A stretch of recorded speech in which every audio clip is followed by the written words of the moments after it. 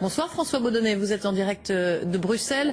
Alors pour France 2, vous avez couvert de très nombreux sommets sur l'euro, notamment ces derniers mois. On sent bien que celui-ci est plus important et surtout plus tendu que les autres. Oui, absolument. Depuis 7 longues heures maintenant que ce sommet a débuté, eh bien la tension parmi les chefs d'État est palpable, je dirais presque physiquement. Alors un exemple, Jean-Claude Juncker, qui est le patron de l'Eurogroupe, d'ordinaire un homme calme et courtois, eh bien il s'en est pris vertement à quelques journalistes qui étaient un peu trop bruyants. Alors pourquoi ce stress? Eh bien tout d'abord parce que l'enjeu est énorme, on l'a dit, c'est la survie de l'euro qui se joue, mais également parce que les dirigeants européens sont en train de choisir quel type d'Europe ils veulent bâtir pour l'avenir. Après la crise, l'Europe sera-t-elle plus fédérale, plus intégrée? C'est toute la question. Et évidemment, ça crée des tensions entre eux. Alors, une anecdote, Marie, pour finir. Ici, c'est la fête nationale belge avec un défilé militaire. Et du coup, tout l'après-midi, les dirigeants européens ont négocié avec des avions de chasse, des avions de guerre au-dessus de leur tête, ce qui a rajouté un côté dramatique et surréaliste à ce sommet. Et oui, François, merci. Des avions au-dessus de leur tête et surtout une épée de Damoclès. Bonsoir, Jean-Paul Chapelle. Vous nous avez rejoint. Alors, la faillite d'un pays européen, c'est une première. Oui, Marie, c'est la première fois dans l'histoire de l'Europe. Dans l'histoire de l'euro, c'est du jamais vu. Officiellement, ça s'appelle un défaut partiel, mais ça revient au même. C'est une faillite. Ça veut dire que la Grèce ne va pas rembourser la totalité de sa dette. C'est un tabou qui vient d'être levé. Le risque maintenant, c'est malheureusement la contagion. En clair, si un pays peut faire faillite, alors n'importe quel autre pays d'Europe peut faire faillite. Et est-ce que ça veut dire que les créanciers vont perdre de l'argent? Oui, les banques privées notamment, elles acceptent de perdre une partie de ce qu'elles ont prêté. On ne sait pas encore combien, mais c'est vrai aussi pour les autres pays européens qui ont prêté à la Grèce. Comment la Grèce peut-elle s'en sortir maintenant, Jean-Paul? Elle s'en sort provisoirement, parce que comme pour un ménage surendetté, on va lui faire des facilités de crédit. Elle devait rembourser des prêts à 5,5% sur 7 ans, eh bien ce seront maintenant 3,5% seulement, étalés sur 15 ans. Ce sont les autres pays européens qui vont jouer le rôle de banquier, ça s'appelle mutualiser le risque. Alors est-ce que c'est de nature à rassurer les marchés? À court terme, oui, la bourse a bien réagi, plus 1,66% à Paris. À long terme, en revanche, personne ne peut prédire les conséquences de la faillite d'un pays de la zone euro. Et alors qu'il est, le sommet de Bruxelles se poursuit. Merci Jean-Paul Chapelle pour ces explications. Les journaux français, eux, parlent d'un deal historique pour l'euro. Alors, au risque de vous décevoir, on attendait cet accord. On vous avait même conseillé de vous positionner à la hausse du CAC. On a sorti nos positions hier parce que globalement, eh bien, cet accord, au risque de vous décevoir, nous a déçus. Il n'y a pas aujourd'hui réellement de restructuration de la dette grecque. C'est un plan volontaire pour les banques. Une fois de plus, et d'ailleurs le marché ne s'y est pas trompé, puisqu'hier vous avez remarqué que ce sont surtout les valeurs bancaires qui ont explosé à la hausse en prenant des 6 à 8%. Une fois de plus, c'est un plan sur mesure pour les banques au détriment des États et des contribuables. Ça ne servira pas à autre chose qu'à gagner 4 ou 6 semaines, pas plus. L'Italie, l'Espagne et peut-être un jour la France seront attaqués, car ce deal ne prévoit que de nouveaux emprunts à la Grèce. Il prévoit certes un rôle élargi pour le fonds de soutien européen qui deviendra une sorte de fonds monétaire européen selon les dires de Nicolas Sarkozy, mais avec des prérogatives qui ne sont pas tout à fait claires. Et enfin, on dit au secteur privé qu'il peut restructurer la dette grecque, mais de façon volontaire, ce qui lui évitera de prendre des pertes. Donc, très clairement, on explique que la dette grecque va diminuer, mais je ne vois pas en quoi elle diminue.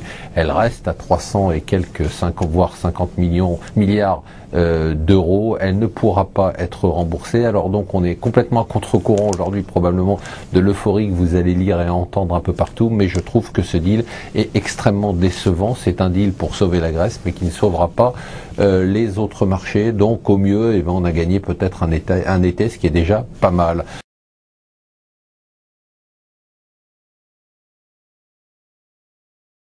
Pourquoi ce plan pose problème? Parce que je crois, vous voyez, pourquoi il y a eu des frictions aussi fortes?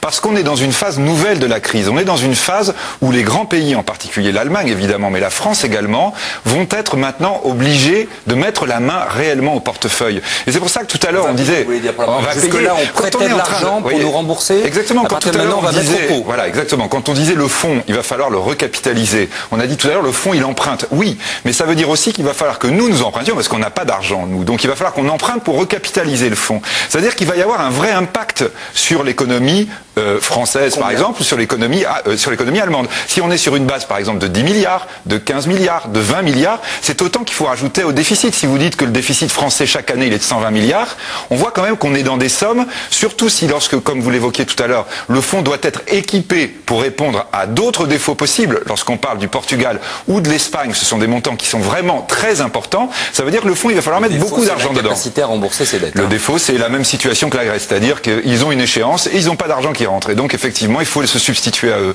Donc là, on est dans des situations où il va falloir qu'on fasse des efforts et tout d'un coup, c'est plus compliqué à expliquer, peut-être d'un point de vue politique intérieur ensuite. J'ai entendu espoir de remboursement. Est-ce que, au contraire, on n'est pas en train de se dire... On s'habitue à l'idée que peut-être ils ne rembourseront pas une partie. Non, bien sûr. Là, lorsque l'on utilise le terme de défaut partiel, en fait, ça veut dire ça. Alors peut-être effectivement à 30 ans, on dira il y a peut-être un espoir qu'on récupère. Mais je veux dire, on se met dans l'esprit que demain, on n'aura pas les remboursements attendus. Quand je dis bien que les grands pays vont devoir mettre la main au portefeuille... Mais les grands pays, c'est nous. Enfin, c'est nous, bien sûr. C'est la France, c'est l'Allemagne. Quand on dit la France, c'est les Français. C'est pas juste la France. Pour laquelle l'Allemagne a été tellement rude, et tout à fait, moi je partage tout à fait ce que vous avez dit, c'est que l'Allemagne, évidemment, se sent bien en créancier de dernier rang. C'est à elle qu'on demandera si jamais, parce que là, quand vous avez un téléspectateur français qui dit on en a marre de payer pour la Grèce, il faut être bien clair, on est en train de sauver notre zone, et si on ne le fait pas, on peut être très bien, nous, demain, les victimes. C'est-à-dire que la France... Est-ce que ça veut dire demain que le contribuable français va devoir mettre au pot? Absolument. Je crois qu'il faut le dire. Ben oui, je veux bien que vous le disiez, si c'est vrai. Va devoir être solidaire parce que la zone, nous devons la sauver tous ensemble. Il faut donc arrêter. Ce sont des augmentations d'impôts, ce seront des augmentations d'impôts. Exactement. Et il faut bien avoir conscience que si la solution trouvée, c'est de demander aux fonds européens d'emprunter massivement, c'est-à-dire de substituer de la dette pour de la dette, on est en train de préparer la prochaine bombe. C'est-à-dire qu'il va falloir que l'on assume le fait qu'il va falloir apurer la zone euro, en particulier de sa dette excessive. Il faut dire aux Français ce soir, chaque foyer français va payer 10 euros, 100 euros, combien? Et pourquoi pas?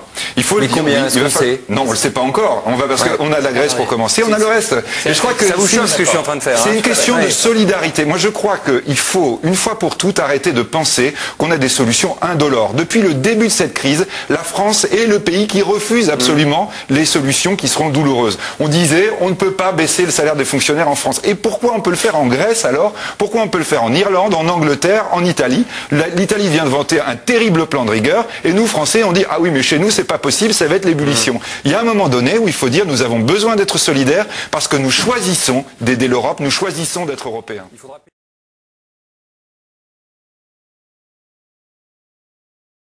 Pour le coup, Alexia Kefalas, ce que disent les Grecs ce soir, à l'heure où nous parlons, Alexia, de ce qui se dessine du côté de Bruxelles. Est-ce que c'est un gros ouf de soulagement ou est-ce qu'on est comme à Paris en train de se dire oui, c'est pas mal, mais peut mieux faire?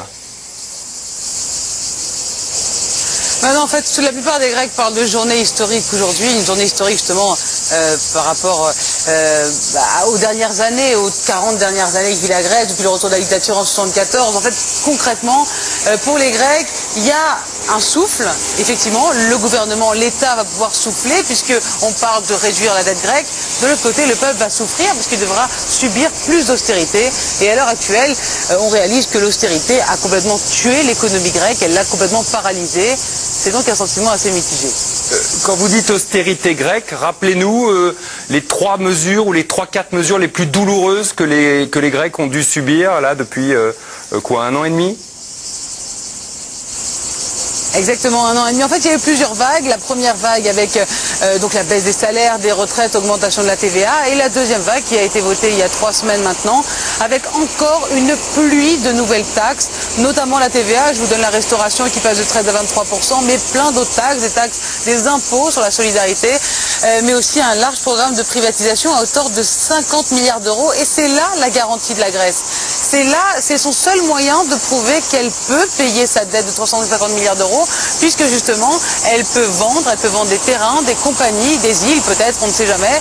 Et bien c'est ça, c'est sa seule garantie de crédibilité, son hypothèque quelque part, avec tous ces prêts qu'elle emprunte donc auprès de l'Union européenne et du Fonds monétaire international. Sia, vous dites vendre des îles, on ne sait jamais. C'est une proposition de député allemand il y a quelques mois, ça avait beaucoup choqué en Grèce. On est en train de se faire à l'idée qu'on devra peut-être vendre les bijoux de famille? Ouais. C'est dans le nouveau plan qui a été adopté il y a maintenant 3 semaines. On parle de territoire grec. Bon, alors tout ceci bien sûr est bien vague, sachant qu'il n'y a pas de cadastre en Grèce, mais on parle quand même de terrain, de plage et éventuellement des îles. Alors pourquoi des îles? Parce que finalement il faut quelque chose de plus pour garantir le paiement de la dette grecque, pour garantir donc de cette solvabilité du pays. Et donc les compagnies ne suffisent pas, parce que d'abord il y a des gros problèmes avec les syndicats, ce n'est pas facile de privatiser l'électricité, les télécoms, la compagnie des eaux, la banque postale et autres. Là on le voit en ce moment justement, depuis 4 jours maintenant, il y a une grève des taxis qui paralyse le pays et ils bloquent l'accès des routes, ils bloquent l'accès au port et forcément en pleine période touristique ça cause des problèmes. On sait que la grogne sociale peut être importante, parfois violente en Grèce, donc il fallait donner quelque chose d'autre en garantie. Alors pourquoi pas des terres, pourquoi pas des plages et pourquoi pas des îles? Il y a déjà des acheteurs, Alexia, déclarés? Oui, alors écoutez, il paraît qu'il y a de grands investisseurs, notamment de grands entrepreneurs, notamment turcs éventuellement, qui seraient intéressés par des îles grecques, des Chinois aussi. On parle de Français et d'Allemands, mais de grandes fortunes, qui seraient intéressés par des petits bouts d'îles, justement pour pouvoir installer une maison. Alors ce serait des bails à titre amphithéotique, un peu comme le principe de la vente de l'île qui a été faite à la famille Onassis, donc pour 99 ans, avec une partie de l'île accessible au public. Bon, tout ça bien sûr c'est très technique et on n'est pas encore là, mais concrètement la Grèce a mis quand même des garanties de ces prêts qu'elle emprunte auprès de l'Union européenne et du Fonds monétaire international, donc du premier prêt de 110 milliards d'euros et du second prêt éventuellement dont ils sont en train de discuter le montant à Bruxelles, donc 70 milliards, 80 milliards, participation ou non des banques privées, ça c'est une autre question, mais en tout cas la Grèce apporte des garanties, mais je suis surtout aussi engagée à mener des réformes à bien, ce qui va être très difficile, sachant que l'économie est paralysée et qu'en plus il n'y a pas de développement. Alors j'entendais effectivement les chiffres de l'OCDE et je conclue rapidement là-dessus. Oui, mais c'était avant un défaut sélectif de la Grèce, c'était avant le jour d'aujourd'hui. Maintenant il faut dire que vraiment l'économie est paralysée, il n'y a pas d'emploi, il n'y a pas de relance et il y a de très peu, elles sont très rares les perspectives de relance à l'heure actuelle, ce qui donc ne laisse pas bon augure à l'économie de ces prochains mois.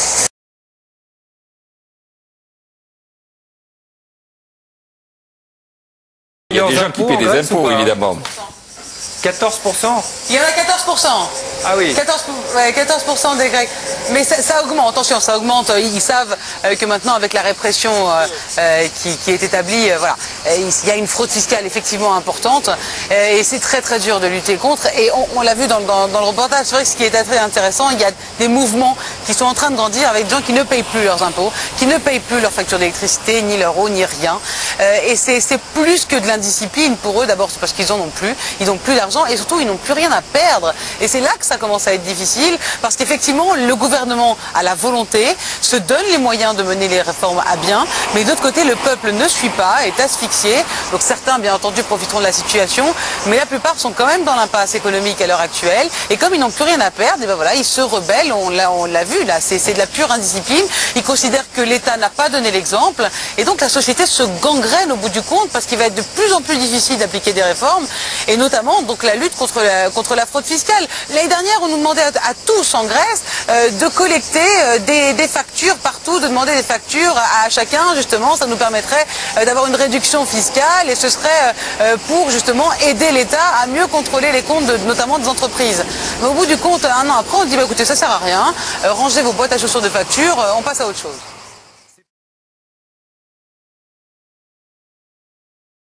Mais de l'autre côté, il y a est-ce que ces mesures qui sont appliquées à l'heure actuelle à la Grèce, ces deux vagues de mesures que subit le pays en 1 an et demi de temps, est-ce que c'est pas finalement une manière d'essuyer les plâtres de ce qui va se passer en Europe? Est-ce qu'on ne teste pas ces nouvelles stratégies sur les Grecs pour après pouvoir baisser les salaires, les retraites et augmenter les TVA dans l'Union européenne? C'est véritablement, c'est la question qui se pose quand même chez les Grecs. Ils se demandent pourquoi est-ce qu'on leur met comme ça une pluie de taxes, une pluie de mesures, et ils savent très bien que ce n'est pas le dernier plan d'austérité, ce deuxième qui a été adopté, et qu'il va y en avoir d'autres, et encore d'autres, et encore d'autres. Donc forcément, le moral n'est pas à des sommets historiques, il n'est pas au zénith.